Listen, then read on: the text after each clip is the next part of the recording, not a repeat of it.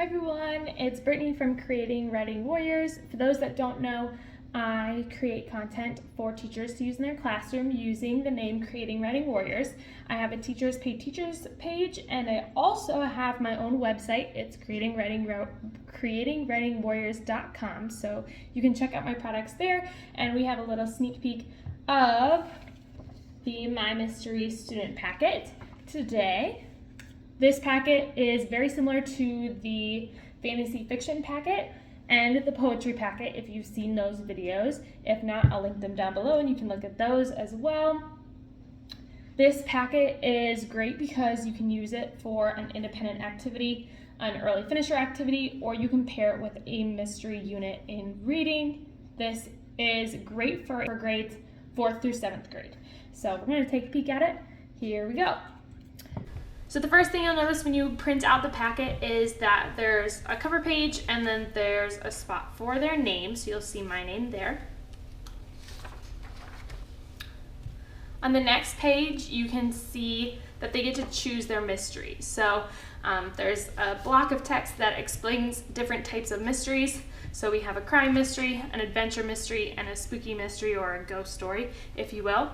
And then they get to choose which type of mystery they want to write: crime, adventure, or spooky. If you're going through a mystery genre unit in reading, it would be really nice if you had some short stories of all 3 different types of mysteries so that they could use that information to make their choice.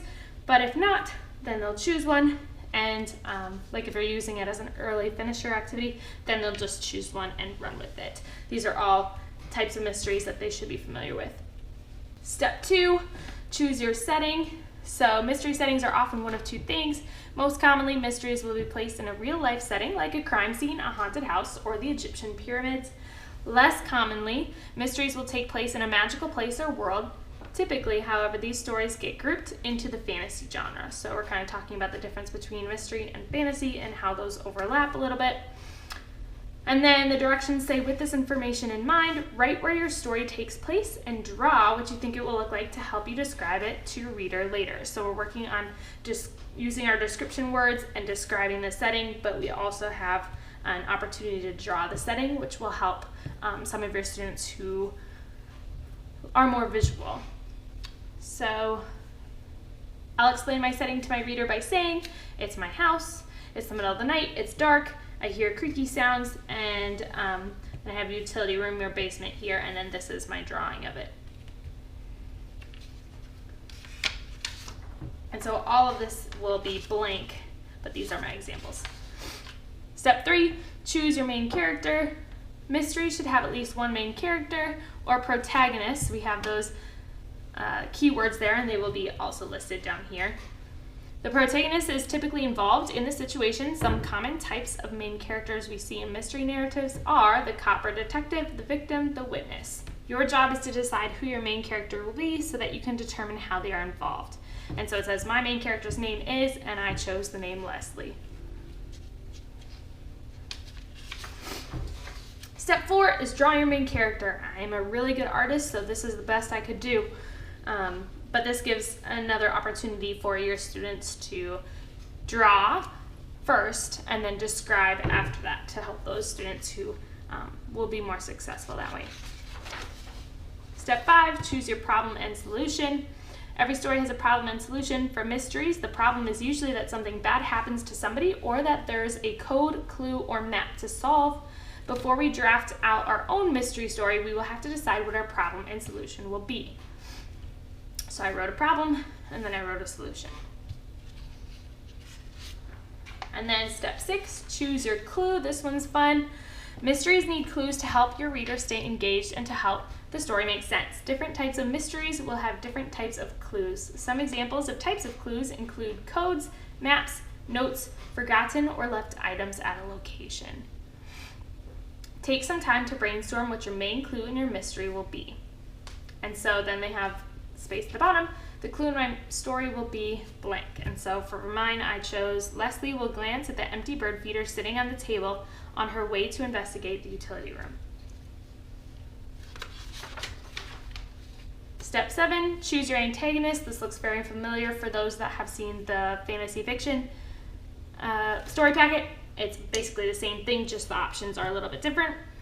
So stories will always have an antagonist, or will always have antagonists, and so we see that bolded word, and the definition is down at the bottom. And mysteries are no exception. While crime mysteries typically have a person who is an antagonist, usually the criminal, there can also be some mysteries with antagonistic forces. For example, if you were doing an adventure mystery, there could be a trap that is set off when your main character takes the treasure from where it was previously kept. Circle the type of antagonist you want to use for your story. Circle other if you have an idea that you don't see, and list your idea on the line. So there's that other spot. So your options are a criminal, a trap, a cat, someone pretending to be a ghost, a student, a dog, a bad storm, or other. So those are just some class-friendly options that I chose. And then step 8, draw your antagonist. My antagonist was a storm, so this is the best I could do. Your students are probably more creative than me, and they could draw something better. Step 9, tricked you.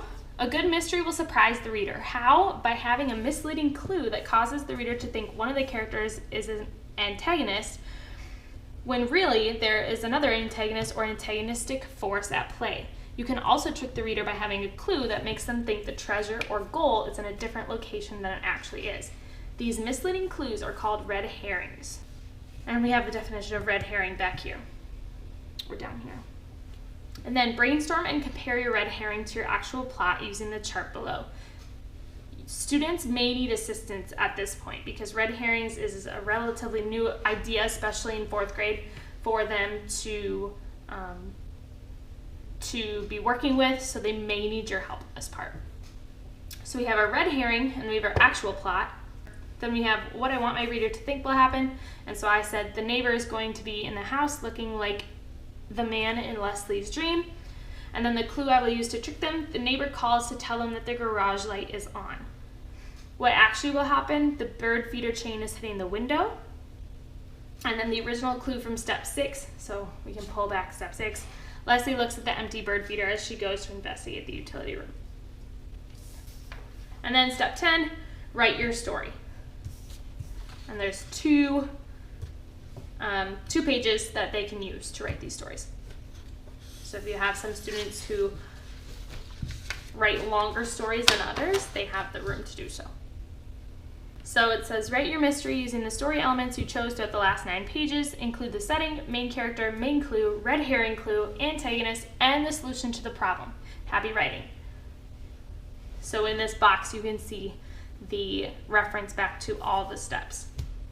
So that's just a sneak peek at this product. Again, 4th grade through 7th grade is the ages that I would do with this packet. It's a little bit more advanced for 3rd grade just because there are so many steps. So I would say 4th through 7th grade is where it is most applicable. 8th graders could do it too, but 4th through 7th is the best.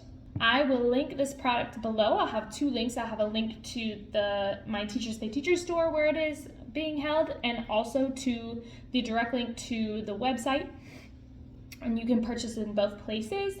If you do use this in your class, feel free to leave me a comment and tell me how it went. And I will see you on the next video.